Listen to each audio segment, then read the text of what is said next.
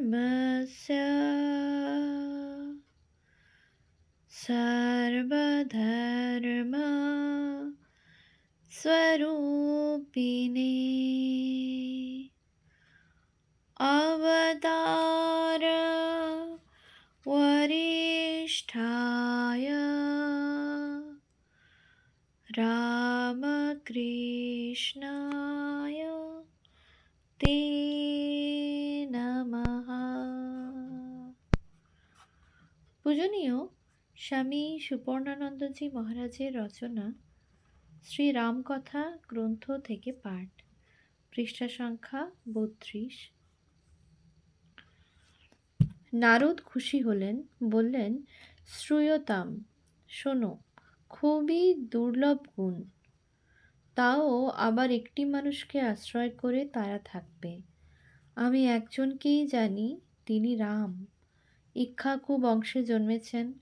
তিনি মহাবীর, কান্তিমান, ধৈর্যশীল, সংযমী, বুদ্ধিমান, নীতিপরায়ণ, বাগ্মী, শ্রীমান, লক্ষ্মীবান, শত্রু দমনকারী, বৃহৎ স্কন্ধ, বিশাল বাহু, কুম্ভগ্রীব, কণ্ঠে শঙ্খের বলয়যুক্ত, গণ্ডদেশ শোভন, বিশাল বক্ষ, মহাধনুর্ধর, সুস্বাস্থ্যের জন্য স্কন্ধ সন্ধি লুপ্ত, শত্রুহন্তা, আজানুলম্বিত বাহু, শোভন ললাট, মহাপরাক্রমশালী, শরীর সৌষ্ঠবযুক্ত ও সুবিভক্ত, স্নিগ্ধ গাত্রবর্ণ, প্রতাপশালী, উন্নত বক্ষ, আয়ত চক্ষু, সুষমাযুক্ত, শুভ লক্ষণযুক্ত, ধর্মজ্ঞ, সত্যসন্ধ, প্রজানুরঞ্জক,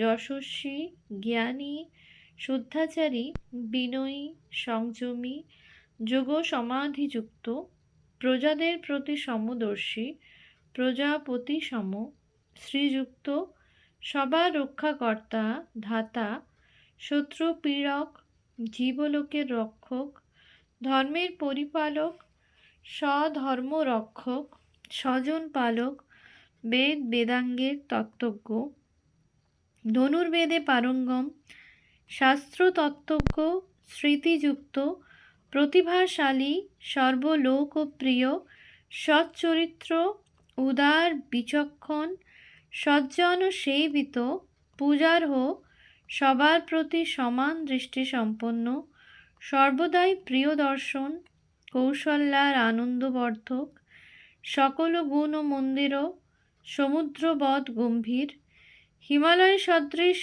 ধীর, বিষ্ণু সম বীর, চন্দ্রের ন্যায় প্রিয় দর্শন, ক্রোধে কালাগ্নি, ক্ষমায় পৃথিবী সম, দানে কুবের, অজস্র দান করলেও ধনভাণ্ডার অক্ষয় থাকত তার, সত্যাচরণে ধর্মের দ্বিতীয় মূর্তি।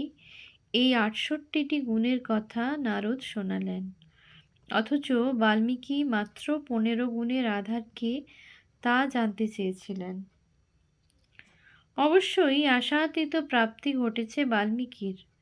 নামটি শুনলেন মাত্র, রাম, জননী তার কৌশল্যা। একজন মানুষের মধ্যে এতগুলি গুণ থাকা সম্ভব?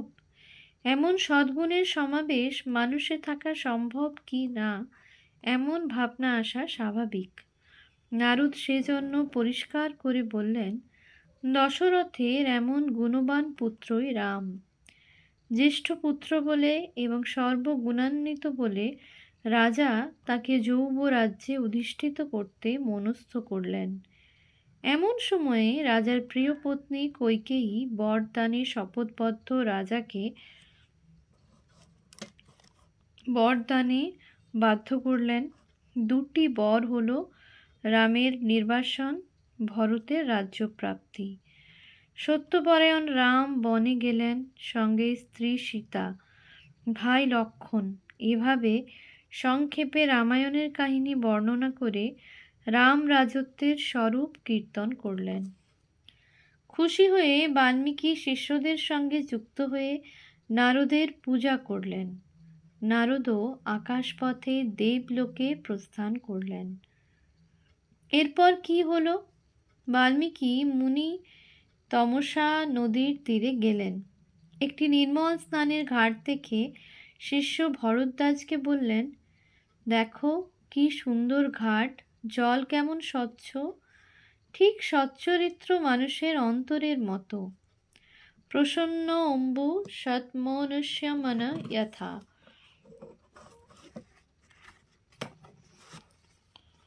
দ্রষ্টব্য বাল্মীকি রামায়ণম 2/5। এই জলে স্নান করব। তিনি অস্নাত অবস্থায় বিচরণ করছেন, দেখলেন বনের কাছে এক ক্রৌঞ্চ মিথুন খেলা করছে। এমন সময় চকিতে একটি পাপাত্মা ব্যাধ হিংসাযুক্ত হয়ে পুরুষ পাখিটিকে তীরবিদ্ধ করল। স্ত্রী পাখিটি স্বামীকে রক্তাপ্লুত অবস্থায় মরতে দেখে রুরাব করুণাঙ্গীরম। উৎস বাল্মীকি রামায়ণ 2/11। করুণ স্বরে কাঁদতে লাগল। ধর্মাত্মা ঋষির হৃদয় এই দৃশ্যে করুণায় বিগলিত হল এবং তিনি মনুষ্য সমাজে প্রথম কবিতার পংক্তি উচ্চারণ করলেন। মা নিষাদ প্রতিষ্ঠাং ত্বমগমঃ শাশ্বতী সমাহ ইয়ৎ ক্রৌঞ্চ মিথুনাৎ একামবধি কামমোহিতম। বাল্মীকি রামায়ণম আদিকাণ্ডম 2/15।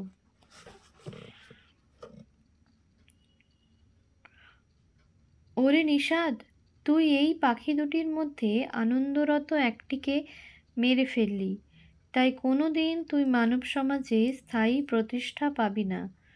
তিনি একসময় নির্বিচারে মানুষ মারতেন, আর আজ তপস্যার প্রভাবে ঋষি কৃপায় অতীত জীবন লুপ্ত, করুণায় প্রতিষ্ঠিত। তিনি নিজেই অবাক হলেন এই ছন্দবদ্ধ পদ শুনে। শিষ্যকে বললেন, শোকার্ত চিত্তে আমার মুখ দিয়ে যা বেরোলো তা চরণবদ্ধ সুষম অক্ষরযুক্ত এবং যন্ত্র অর্থাৎ বিনা সহযোগে লয় যোগে গীত হওয়ার যোগ্য। এর নাম হোক শ্লোক। স্নান আদি করে আশ্রমে ফিরলেন, কিন্তু মন থেকে শ্লোকের ব্যাপারটি মুছতে পারলেন না। দৈব প্রেরিত হয়ে এ সময় ব্রহ্মা এলেন। বাল্মীকি বিস্মিত, করজোড়ে দাঁড়িয়ে অভিবাদন করলেন, পাদ্য অর্ঘ্য দিয়ে স্তবস্তুতি করে আসনে বসালেন। সেই শ্লোকটি শোনালেন। খুশি হয়ে ব্রহ্মা বললেন, হ্যাঁ, ওটি শ্লোক নামেই খ্যাত হবে, বিচারের প্রয়োজন নেই, নাত্র কার্যা বিচারানা।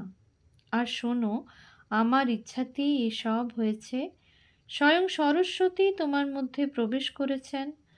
তুমি তো পৃথিবীর মধ্যে সর্বশ্রেষ্ঠ ধার্মিক, বুদ্ধিমান ঋষি, সত্তম এবং ধর্মাত্মন এবং ধীমতা।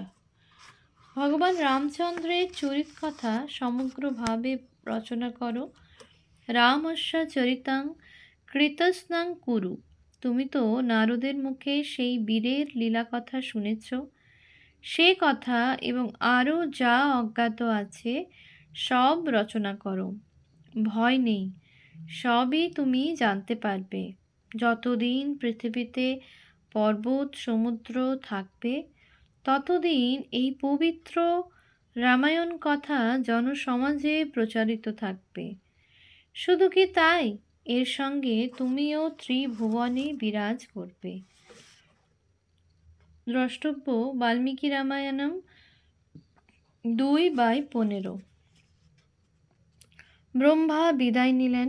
বাল্মীকি বিস্মিত, শিষ্যরাও তাই। তিনি যোগ বলে রাম কাহিনী সব জানলেন এবং উপযুক্ত সন্ধি, সমাস, সুষম মধুর অর্থপূর্ণ বাক্য, ছন্দ ও অর্থযুক্ত পদে গ্রথিত করে মনোরম শ্লোকে রামচন্দ্রের যশস্কর লীলা কাহিনী রচনা করলেন। ততঃ পশ্যতি ধর্মাত্মা তৎসর্বং যোগমাস্থিতঃ। ততঃ পশ্যতি ধর্মাত্মা ত্বং তৎসর্বং যোগম আস্থিতঃ। এইভাবে বাল্মীকি যোগবলে শ্রীরামের জীবনে যা ঘটেছিল তা সবই দেখতে পেলেন। দ্রষ্টব্য বাল্মীকি রামায়ণম আদিকাণ্ডম 3/6। অর্থাৎ যোগবলে মহর্ষি বাল্মীকি শ্রীরামচন্দ্রের জীবন কাহিনী পানৌ আমলকং যথা বাল্মীকি রামায়ণম আদিকাণ্ডম 3/6 করতলগত আমলকির মতো স্পষ্ট দেখতে পেলেন। তিনি নারদ ঋষির কাছে শ্রীরাম জীবন কথা শুনেছিলেন। এখন স্বয়ং ব্রহ্মা এসে সে কথা পুনরায় বলে বাল্মীকিকে আশ্বস্ত করছেন। রামস্য চরিতং কৃতস্নং কুরু ত্বং ঋষি সত্যম। দ্রষ্টব্য বাল্মীকি রামায়ণম 2/32।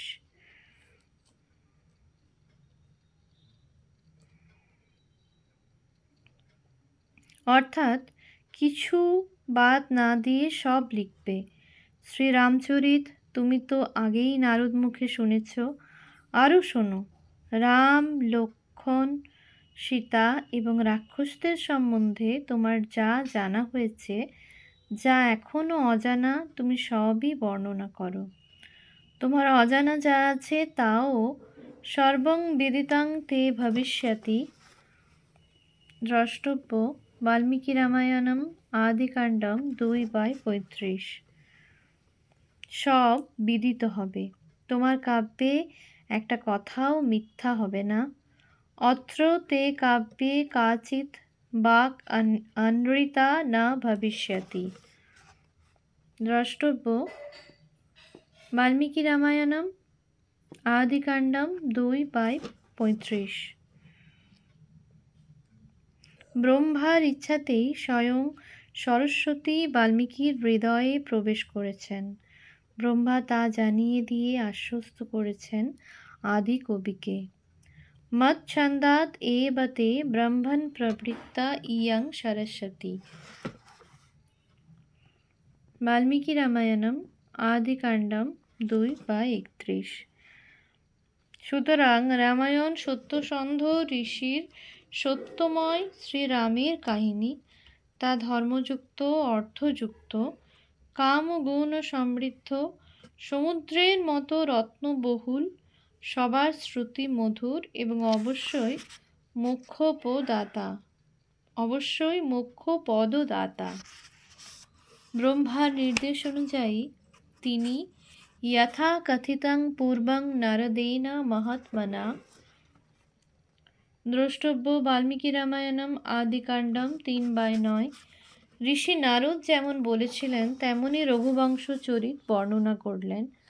বালকাণ্ডের 3য় সর্গেই মাত্র 39 শ্লোকে সংক্ষেপে রামচন্দ্রের কাহিনী বলা হয়েছে। এও বলা হয়েছে যে এই রামায়ণ ত্রিবর্গ সাধক, অর্থাৎ ধর্ম, অর্থ এবং কাম, এই 3 পুরুষার্থ বা বর্গের সাধক। তার কারণ শ্রীরামের জীবনকে বাল্মীকি প্রজানুরঞ্জক রাজারূপে প্রতিষ্ঠিত হতে দেখেছেন। তিনি সেভাবেই চিত্রিত হবেন।